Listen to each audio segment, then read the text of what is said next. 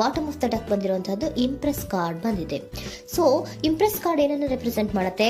ಕೆಲವೊಂದು ರೀತಿಯ ನಿಮ್ಮ ಲವ್ ಲೈಫಿನ ವಿಚಾರದಲ್ಲಿ ಶಾಂತವಾಗಿರ್ಬೇಕು, ಸಮಾಧಾನವಾಗಿರ್ಬೇಕು, ಒಂದು ಪ್ರೀತಿ ಇರಬೇಕು ಅನ್ನುವಂತಹದ್ದು, ಮತ್ತೆ ಒಂದು ಸ್ಟೇಬಲ್ ಆಗಿರ್ಬೇಕು ಅನ್ನುವಂತಹ ರೀತಿಯಲ್ಲಿ ನೀವು ಆಲೋಚನೆಯನ್ನು ಮಾಡ್ತಾ ಇರುವಂತಹದ್ದು ಬಾಟಮ್ ಆಫ್ ದ ಡೆಕ್ ಅಲ್ಲಿ ರೆಪ್ರೆಸೆಂಟ್ ಆಗ್ತದೆ. ಲೈಫಿನ ವಿಚಾರದಲ್ಲಿ ನೀವು ಪಾಸ್ಟಿನಲ್ಲಿ ಕೆಲವೊಂದು ರೀತಿಯ ಕೆಲವೊಬ್ಬರಿಗೆ ಸೋಲ್ಮೇಟ್ ಕನೆಕ್ಷನ್ ಅನ್ನ ರೆಪ್ರೆಸೆಂಟ್ ಮಾಡ್ತಾ ಇದೆ ಕೆಲವೊಬ್ಬರಿಗೆ. ಓಕೆನಾ? ನಿಮ್ಮ ಪ್ರೀತಿಯಲ್ಲಿ ಒಂದು ರೀತಿಯ ಬಾಂಡೇಜ್ ಇರುವಂತಹದ್ದು ರೆಪ್ರೆಸೆಂಟ್ ಆಗ್ತಾ ಇದೆ. ಹಾರ್ಮೋನಿಗಳು ಇರುವಂತಹದ್ದು ರೆಪ್ರೆಸೆಂಟ್ ಆಗ್ತದೆ ಕೆಲವೊಬ್ಬರಿಗೆ. ಓಕೆನಾ? ಮತ್ತೆ ಕೆಲವೊಬ್ಬರಿಗೆ ನಿಮ್ಮ ಲವ್ ಲೈಫ್ ನ ವಿಚಾರದಲ್ಲಿ ಥರ್ಡ್ ಪಾರ್ಟಿ ಸಿಚುಯೇಷನ್ ಅನ್ನ ರೆಪ್ರೆಸೆಂಟ್ ಆಗ್ತಾ ಇದೆ. ಓಕೆನಾ? ಥರ್ಡ್ ಪಾರ್ಟಿ ಸಿಚುಯೇಷನ್ಸ್ ಅನ್ನ ರೆಪ್ರೆಸೆಂಟ್ ಮಾಡ್ತದೆ ನಿಯರ್ ಪಾಸ್ಟಿನಲ್ಲಿ ನಿಮಗೆ. ನೆಕ್ಸ್ಟ್ ಕಾರ್ಡ್ ಬಂದಿರುವಂತಹದ್ದು ಪೇಜ್ ಆಫ್ ಸೋರ್ಟ್ಸ್ ಬಂದಿದೆ. ಥರ್ಡ್ ಕಾರ್ಡ್ ಬಂದಿರುವಂತಹದ್ದು ಯಾವುದು? ನಿಮಗೆ ಪೇಜ್ ಆಫ್ ಸೋರ್ಟ್ಸ್ ಬಂದಿದೆ. ಸೊ ಕ್ಯೂರಿಯಾಸಿಟಿ ಇದ್ದಂತಹ, ನಿಮ್ಮ ಲವ್ ಲೈಫಿನ ವಿಚಾರದಲ್ಲಿ ಒಂದು ಕ್ಯೂರಿಯಾಸಿಟಿ ಇದ್ದಂತಹ, ಒಂದು ರೀತಿಯ ಬಾಂಡೇಜ್ ಇದ್ದಂತಹ, ಸ್ವಲ್ಪ ನೀವು ಮಾತಾಡಿರುವಂತಹ ಸಾಧ್ಯತೆಗಳು ರೀಸೆಂಟ್ ಪಾಸ್ಟ್ ನಲ್ಲಿ ರೆಪ್ರೆಸೆಂಟ್ ಆಗ್ತಾ ಇದೆ. ಸೊ ನಿಮ್ಮ ಲವ್ ಲೈಫಿನ ವಿಚಾರವಾಗಿ ಒಂದು ರೀತಿಯ ಬಾಂಡೇಜ್ ಇರುವಂತಹದ್ದು, ನೀವು ಕೆಲವೊಬ್ಬರಿಗೆ ಥರ್ಡ್ ಪಾರ್ಟಿ ಸಿಚುಯೇಷನ್ ಮತ್ತೆ ಕೆಲವೊಬ್ಬರಿಗೆ ಸೋಲ್ಮೇಟ್ ಕನೆಕ್ಷನ್ ಅನ್ನ ರೆಪ್ರೆಸೆಂಟ್ ಮಾಡ್ತಾ ಇದೆ. ಮತ್ತೆ ನಿಮ್ಮ ಲವ್ ಲೈಫಿನ ವಿಚಾರದಲ್ಲಿ ನೀವು ಮಾತಾಡಿರುವಂತಹದ್ದು ಕೂಡ ಕೆಲವೊಂದು ರೀತಿಯ ಮಾತುಕತೆಗಳು ಆಡಿರುವಂತಹದ್ದು, ಹೊಸ ಐಡಿಯಾಗಳನ್ನ ಮಾಡಿರುವಂತಹದ್ದು ಇಲ್ಲಿ ರೆಪ್ರೆಸೆಂಟ್ ಆಗ್ತದೆ. ಮೇ ಬಿ ನೀವು ಫ್ರೆಂಡ್ಸ್ ಗಳ ಮೂಲಕ ನೀವು ನಿಮ್ಮ ಪರ್ಸನ್ ಅನ್ನ ಭೇಟಿಯಾಗಿರಬಹುದು. ಯಾವುದೋ ಕೆಲವೊಂದು ಫಂಕ್ಷನ್ ಗಳಲ್ಲಿ ನೀವು ನಿಮ್ಮ ಪರ್ಸನ್ ಅನ್ನ ಭೇಟಿಯಾಗಿರುವಂತಹ ಸಾಧ್ಯತೆಗಳು ಇದೆ ಅನ್ನೋದನ್ನ ನಿಮ್ಮ ಪಾಸ್ಟ್ ನಲ್ಲಿ ರೆಪ್ರೆಸೆಂಟ್ ಮಾಡ್ತಾ ಇದೆ. ನೆಕ್ಸ್ಟ್, ಅಟ್ ಪ್ರೆಸೆಂಟ್ನಲ್ಲಿ ಯಾಕೋ ನಿಮ್ಮ ಲವ್ ಲೈಫಿನ ವಿಚಾರದಲ್ಲಿ ಫೀಲಿಂಗ್ ಲೆಫ್ಟ್ ಔಟ್ ಆಗಿರುವಂತಹ ಸಾಧ್ಯತೆಗಳು ರೆಪ್ರೆಸೆಂಟ್ ಆಗ್ತಾ ಇದೆ. ಅಟ್ ಪ್ರೆಸೆಂಟ್ನಲ್ಲಿ ಯಾಕೋ ಕೆಲವೊಂದು ರೀತಿಯ ಚಿಂತೆಗಳಿರುವಂತಹದ್ದು, ವರೀಸ್ಗಳಿರುವಂತಹದ್ದು, ಬೇಜಾರಿನಲ್ಲಿ ನಿಮ್ಮ ಲವ್ ಲೈಫಿನ ವಿಚಾರದಲ್ಲಿ ಇರುವಂತಹದ್ದು ರೆಪ್ರೆಸೆಂಟ್ ಆಗ್ತಾ ಇದೆ. ಯಾಕೆ ಅಂದ್ರೆ ನಿಮ್ಮ ಲವ್ ಲೈಫಿನ ವಿಚಾರವಾಗಿ ಕೆಲವೊಂದು ರೀತಿಯ ಬದಲಾವಣೆಗಳಾಗ್ತಾ ಇರುವಂತಹದ್ದು ರೆಪ್ರೆಸೆಂಟ್ ಆಗ್ತಾ ಇದೆ. ಯಾಕೋ ಕೆಲವೊಂದು ಚೇಂಜಸ್ಗಳಾಗ್ತಾ ಇರೋದ್ರಿಂದ ನೀವು ಬೇಜಾರಿನಲ್ಲಿ ಇರುವಂತಹದ್ದು, ನಿಮ್ಮ ಲವ್ ಲೈಫಿನ ವಿಚಾರವಾಗಿ ಯಾಕೋ ಪರಿಸ್ಥಿತಿಗಳು ಅಷ್ಟು ಚೆನ್ನಾಗಿಲ್ಲದೆ ಇರುವಂತಹದ್ದು ರೆಪ್ರೆಸೆಂಟ್ ಆಗ್ತಾ ಇದೆ. ಯಾಕೋ ಕೆಲವು ಬದಲಾವಣೆಗಳು, ಚೇಂಜಸ್ಗಳು ಆವಾಗಿಂದ ಆವಾಗಲೇ ಆಗ್ತಾ ಇರುವಂತಹದ್ರಿಂದ ನಿಮಗೆ ಬೇಜಾರಾಗಿರುವಂತಹದ್ದು ರೆಪ್ರೆಸೆಂಟ್ ಆಗ್ತಾ ಇರೋದು. ಮತ್ತೆ ಥರ್ಡ್ ಕಾರ್ಡ್ ಬಂದಿರುವಂತಹದ್ದು ಕ್ವೀನ್ ಆಫ್ ವ್ಯಾಂಡ್ಸ್ ಬಂದಿದೆ. ಸೊ ಕ್ವೀನ್ ಆಫ್ ವ್ಯಾಂಡ್ಸ್ ಏನಕ್ಕೆ ನಿಮಗೆ ಪದೇ ಪದೇ ಚೇಂಜಸ್ಗಳಾಗ್ತಾ ಇದೆ? ಆ ಚೇಂಜಸ್ಗಳಿಂದ ಯಾಕೋ ಕೆಲವೊಂದು ರೀತಿಯ ವೇರಿಯೇಷನ್ಗಳು ಆಗ್ತಾನೆ ಇರೋದ್ರಿಂದ ನಿಮಗೆ ಬೇಜಾರಾಗ್ತಾ ಇದೆ.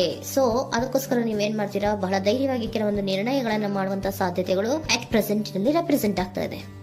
ಬಹಳಷ್ಟು ಧೈರ್ಯದಿಂದ ಇಂಡಿಪೆಂಡೆಂಟ್ ಆಗಿ ಕೆಲವೊಂದು ನಿರ್ಣಯಗಳನ್ನ ಮಾಡಬೇಕು ಅನ್ನುವಂತಹ ಆಲೋಚನೆಗಳನ್ನ ಮಾಡ್ತಾ ಇರುವಂತಹದ್ದು ರೆಪ್ರೆಸೆಂಟ್ ಆಗ್ತಾ ಇದೆ. ಯಾಕೆ ಅಂದ್ರೆ ಆವಾಗಿಂದ ಅವಾಗೆ ನಿಮ್ಮ ಲವ್ ಲೈಫಿನ ವಿಚಾರದಲ್ಲಿ ತುಂಬಾ ಏರುಪೇರುಗಳಾಗ್ತಾ ಇರೋದ್ರಿಂದ ಆ ವಿಚಾರದಲ್ಲಿ ಸ್ವಲ್ಪ ಬೇಜಾರುಗಳು ಇರುವಂತದ್ದು ರೆಪ್ರೆಸೆಂಟ್ ಆಗ್ತದೆ.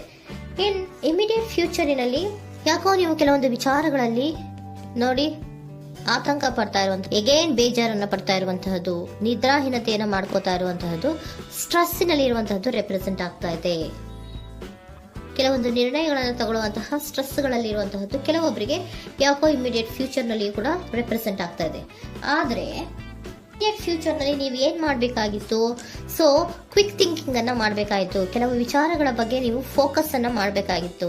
ಏನಾಗ್ತಾ ಇದೆ ನಮ್ಮ ಲವ್ ಲೈಫಿನ ವಿಚಾರದಲ್ಲಿ ಅನ್ನೋದನ್ನ ಫೋಕಸ್ ಅನ್ನ ಮಾಡಿದ್ರೆ ನಿಮ್ಮ ಲವ್ ಲೈಫಿನ ವಿಚಾರದಲ್ಲಿ ಕೆಲವೊಂದು ರೀತಿಯ ಫುಲ್ಫಿಲ್ಮೆಂಟ್ಗಳು, ಸಮಾಧಾನಗಳು, ಖುಷಿಗಳು ಇರುತ್ತೆ.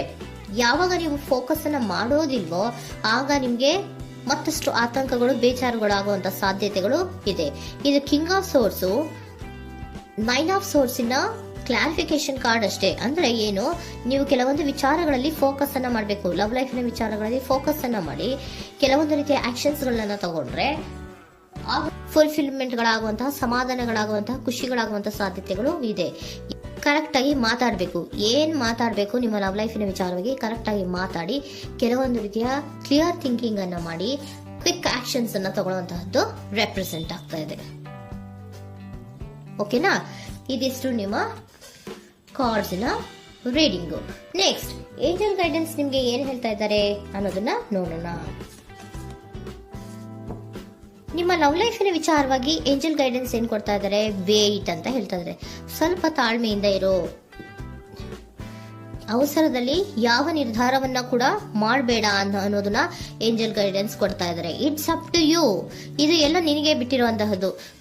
ಬೇಗ ಬೇಗ ಕೆಲವೊಂದು ನಿರ್ಧಾರಗಳನ್ನ ಕ್ವಿಕ್ ಥಿಂಕಿಂಗ್ ಅನ್ನ ಮಾಡಿದ್ರು ಕರೆಕ್ಟ್ ಆಗಿ ಕ್ಲಿಯರ್ ಥಿಂಕಿಂಗ್ ಅನ್ನ ಮಾಡಬೇಕು. ಸೊ ಕ್ಲಿಯರ್ ಥಿಂಕಿಂಗ್ ಅನ್ನ ಮಾಡೋದಕ್ಕೆ ಲವ್ ಲೈಫ್ ನ ವಿಚಾರವಾಗಿ ಸ್ವಲ್ಪ ಟೈಮು ಬೇಕಾಗುತ್ತೆ. ಅದಕ್ಕೋಸ್ಕರನೇ ಏಂಜಲ್ ಗೈಡೆನ್ಸ್ ನಿಮ್ಗೆ ಏನ್ ಕೊಡ್ತಾ ಇದ್ದಾರೆ, ಸ್ವಲ್ಪ ವೇಟ್ ಮಾಡಿ. ಇಟ್ಸ್ ಅಪ್ ಟು ಯು, ಇದು ನಿಮ್ಗೆ ಬಿಟ್ಟಿರುವಂತಹದ್ದು. ಪರ್ಫೆಕ್ಟ್ ಟೈಮಿಂಗ್, ಕೆಲವೊಂದು ವಿಚಾರಗಳಿಗೆ ಪರ್ಫೆಕ್ಟ್ ಟೈಮಿಂಗ್ ಅನ್ನೋದು ಅಥವಾ ಡಿವೈನ್ ಟೈಮಿಂಗ್ ಅನ್ನೋದು ಬರಬೇಕು. ಆಗ ಕೆಲವೊಂದು ನಿರ್ಣಯಗಳನ್ನ ಮಾಡಬಹುದು.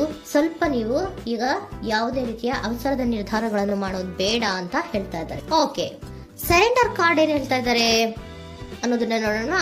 So surrender frustration doesn't open any doors. The key to resolving a dilemma, dissolving a block, is to take a breath, center yourself and regroup, so may approach the situation more calmly. Frustration, ಹತಾಶೆ ಅನ್ನೋದು ಮಾಡ್ಕೋಬೇಡಿ.